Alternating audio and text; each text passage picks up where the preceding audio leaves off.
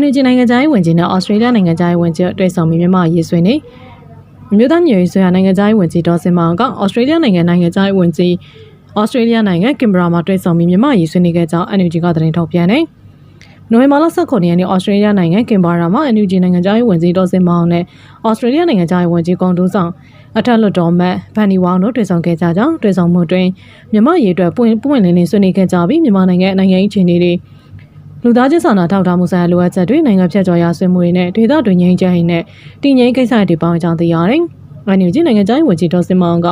Australia နိုင်ငံသားရေးဝန်ကြီးဗန်နီဝေါင်ကိုမြန်မာနိုင်ငံတွင်ဒီမိုကရေစီရေးဆောင်ရွက်မှုတွေနဲ့တိုးတက်မှုတွေရသားတွေကိုကာကွယ်ဆောင်ရှောက်ရေးဦးစားပေးကိစ္စရပ်တွေနဲ့လက်တွေ့ကျနိုင်ငံတကာအကူအညီတွေရရွယ်နည်းလမ်းတွေကိုရှင်းလင်းတင်ပြခဲ့ကြောင်းသိရပါတယ်။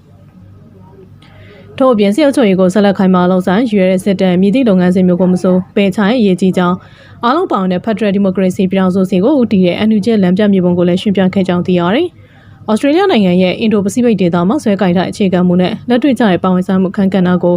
NUG ကအသိမှတ်ပြုကြောင်း Australia အစိုးရရဲ့ကမ္ဘာလုံးဆိုင်ရာလူ့ခွင့်ရေးတွေကိုထိန်းသိမ်းဆောင်ရှောက်မှုအတွက်ကျေးဇူးတင်ရှိကြောင်းဝန်ကြီးဒေါ်စင်မောင်ကပြောဆိုခဲ့ပါတယ်။ဆက်လက်ပြီးဒေါ်ပုံမျိုးနဲ့ပိုထုံးစံရက်ကွက်အုပ်ချုပ်ရေးမှုကြော်စိန်တဲ့ဖွဲ့ကလူငယ်တွေကိုဖမ်းဆီးပြီးတအုပ်လျင်28သိန်းနဲ့ငွေညှစ်ရွေးခိုင်းမေလမှာလည်းအုပ်ချုပ်ရေးမှုအောင်ထုတ်ကလစဉ်စစ်မှုတန်းကျေတောင်းလူငယ်တွေကိုပေါ်တောင်ဆွဲဖမ်းဆီးရန်ကုန်ဒေါ်ပုံမျိုးနဲ့ပိုထုံးစံရက်ကွက်အုပ်ချုပ်ရေးမှုကြော်စိန်တဲ့ဖွဲ့ကလူငယ်တွေကိုဖမ်းဆီးပြီးတအုပ်လျင်28သိန်းနဲ့ငွေညှစ်ရွေးခိုင်းနေကြောင်းဖမ်းဆီးခံလူငယ်ချွေမိတ်ဆွေတွေကပြောတယ်။နိုဝင်ဘာလ17ရက်နေ့ဒေါ်ပုံမျိုးနဲ့ပိုထုံးစံရက်ကွက်အုပ်ချုပ်ရေးမှုကြော်စိန်နဲ့ယာယီမှုမိုးကြီးဖွဲ့က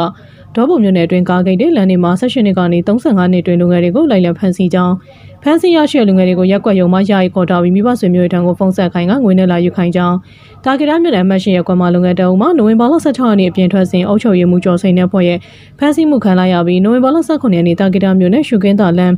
းဆန်လဖေးဆိုင်မှာငွေကျပ်28သိန်းနဲ့ပြန်လည်ယူထုတ်ခဲ့ကြောင်းသိရပါတယ်။အခုကစစ်မှုထမ်းဥပဒေကိုခုတုံးလုပ်ပြီးပြန်ပေးဆွဲသလိုလုပ်နေရလူငယ်တွေကိုဖမ်းနေပြန်ရွေးခိုင်းနေမရွေးနိုင်တဲ့လူငယ်တွေကိုစစ်မှုထမ်းလိုနေတဲ့တခြားရက်ကွက်တွေကိုလက်လွှဲရောက်နေရောက်လာတဲ့ပတ်စံကိုရဲထွေရောအကုံဝေမျှစားလို့တော့တိုင်ပင်မဲ့လည်းအေးအေးယူမဲ့သူကမရှိဖြစ်နေပါတယ်။အလားတူပဲခူးတိုင်းမင်းလာမြို့နယ်လှဲကူကျအုပ်စုမှာလည်းအုပ်ချုပ်ရေးမှုအောင်ထုတ်ကကြေးရနေပြည်သူတွေထံမှစစ်မှုထမ်းကျင်းလာစဉ်တောင်းခံတဲ့အပြင်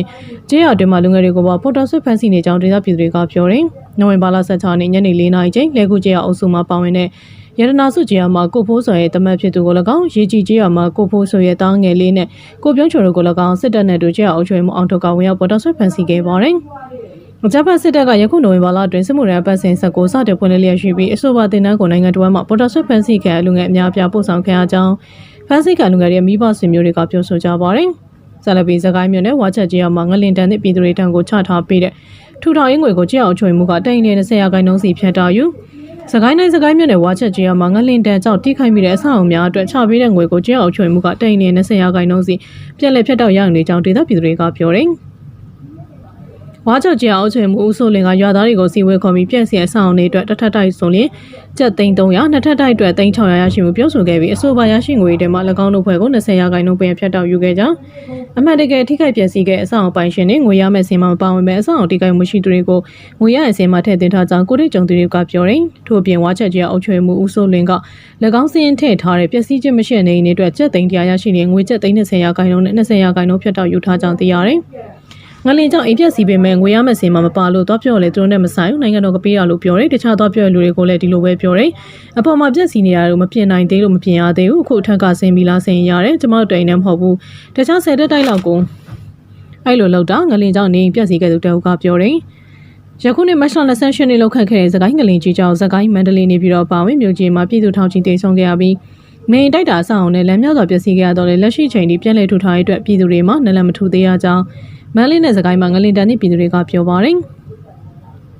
ဆက်လက်ပြီးအမြိုင်ဆက်မှုနဲ့နာရှိတောတိုက်တွေကခိုးယူဖို့ထွက်လာစစ်ကော်မရှင်တပ်သား2ဦးပြစ်ခတ်ခံလို့တအုပ်သေးဆုံးတအုပ်တရရမကွေးတိုင်းအမြိုင်ဆက်မှုနဲ့နာကတောတိုက်တွေကဒေသခံတွေပစ္စည်းကိုခိုးယူဖို့ထွက်လာတဲ့စစ်သားများကိုတော်လိုင်းဖွဲ့တွေကပြစ်ခတ်တိုက်ခိုက်ခဲ့ကြောင်းအညာမြေပြောက်ကြားတပ်ဖွဲ့ထံကနေသိရပါတယ်။နိုဝင်ဘာလ19ရက်နေ့8:45မိနစ်ချိန်မှာအမြိုင်ဆက်မှုနဲ့ကနေထွက်လာစစ်သား2ယောက်နဲ့တော်လိုင်းရဲဘော်တွေပြန်လည်ပြစ်ခတ်မှုဖြစ်ပြီးစစ်သား1ယောက်တယောက်တရရခဲ့တယ်။အပြန်အလှန်ထိတွေ့မှုဖြစ်တဲ့သူတို့ရင်စားဖြစ်တာသူတို့ကနေမြေကိုစမ်းနာလာပါလားမသိဘူးနှစ်ယောက်ထဲလာတာတယောက်ကတော့ပါမထီတယ်စေကုသပေးထားတယ်သူတို့ကရိတ်ခါဖြတ်တာအနီးနားကတော်တိုက်မှာလိုက်ပြီးယူနေတာအဆိုပါတိုက်ခိုက်မှုကိုမြိုင်ပကဖကော့ဘရာသာတပ်ဖွဲ့နဲ့အညာမြေပြောက်ကြားတပ်ဖွဲ့တွေကပူးပေါင်းလုံဆောင်ခဲ့ပြီးစစ်သားတွေထံကနေအမေဝတ်မျိုးသားတပ်နှစ်တက်လက်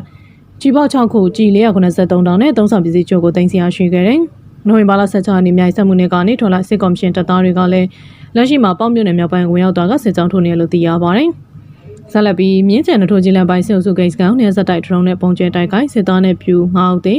မန္တလေးတိုင်းမြင်းချံနှထိုးကြီးလမ်းပိုင်းမှာကျဲဖက်စစ်တပ်ဂိတ်နဲ့စစ်သားတွေရေချွဲကန်ကိုနှစ်ဆက်တိုက်ဒရုန်းနဲ့ပုံကျဲတိုက်ခိုက်ရစစ်သားနဲ့ပြူစော်ဒီ9ဦးသိဆုံးခဲ့လို့ပီကော့ဒရုန်းတင်မြောက်တောင်ရှိသူကပြောတယ်ပြီးခဲ့နိုဝင်ဘာလ23-14ရက်နေ့တွေမှာနှစ်ရက်ဆက်တိုက်ဒရုန်းနဲ့တော့တိုက်ခိုက်ခဲ့တာဖြစ်ပြီးတော်လိုင်းတပ်တွေကဖစ်ဝင်ဒရုန်း10စင်းထိအသုံးပြုခဲ့တယ်အကြမ်းဖက်စစ်အုပ်စုကနှထိုးကြီးမြို့နယ်ရွာကြီးရနဲ့ရတိရွာတွေမှာဂိတ်ချတက်ဆွဲထားဖြစ်ပြီးကျမ်းမာရီပါတက်ဆင်ထားကြောင့်ဒရုန်းတစ်စင်းဆုံးရှုံးခဲ့တယ်။ဒရုန်းပုံတွေအကြမ်းဖက်စစ်အုပ်စုတွေတက်ဆွဲရနေရနဲ့ရေချိုးအကန်နေစီတိတိကျကျကြောက်ပေါက်ကွဲခဲ့ကြောင့်ထိခိုက်မှုပြီးခင်းနေရရဲ့စီလူနာတင်ကရောက်ရှိတာကထိခိုက်သူတွေကိုတင်ဆောင်သွားခဲ့လို့သိရပါတယ်။ဒရုန်း5စင်းနဲ့ဘုံဒီ9လုံးကျဲချတိုက်ခိုက်တဲ့73ရက်နေ့ကစစ်ခွေးနဲ့ပြူ9ကောင်ပွဲကျင်းပြီးသေးတယ်14ရက်နေ့ကတော့တရားရသူတွေကိုကားနဲ့လာတင်ခေါ်သွားတယ်။ထိခိုက်ဒေဆုံးစင်းတော့မရဘူးစစ်ခွေးနယ်မြေဆိုတော့14ရက်နေ့နောက်ထပ်5စီးနဲ့ထပ်ချတစီဆုံးရှုံးခဲ့ပါတယ်။ဂျမ်မာမိပြီးသူတို့နယ်မြေထဲကျသွားဒါပေမဲ့ဘုံတီတော့ပြစ်မှတ်ကိုကြားခဲ့လို့ပီကော့ဒရုန်းတင်မြောက်တောင်ရှိသူကပြောတယ်။မဆိုပါတိုက်ခိုက်မှုတွေကိုပီကော့ဒရုန်းတင်မြောင်းတဲ့အတူထနောင်းမြေစစ်ကြောင်း Justice Warrior တပ်ဖွဲ့နဲ့မာမိတ်ဒရုန်းတပ်ဖွဲ့တွေဖြစ်ကြ Revolutionary Air Force တောင်မင်းကြီးတပ်ဖွဲ့မြင်းချန်ခဲ MS7 တန်လက်ရုံးတက်925ပြောက်ကြားတပ်ဖွဲ့ငန်းစုံ MTF ဒရုန်းမြောင်းကြားခင်စိန်နဲ့အာမန်သေးပြောက်ကြားတပ်ဖွဲ့ပါဝင်ခဲ့ပါတယ်။နောက်ဆင်အားပေးကြတဲ့အတွက်အထူးပင်ကျေးဇူးတင်ရှိပါတယ်ရှင်။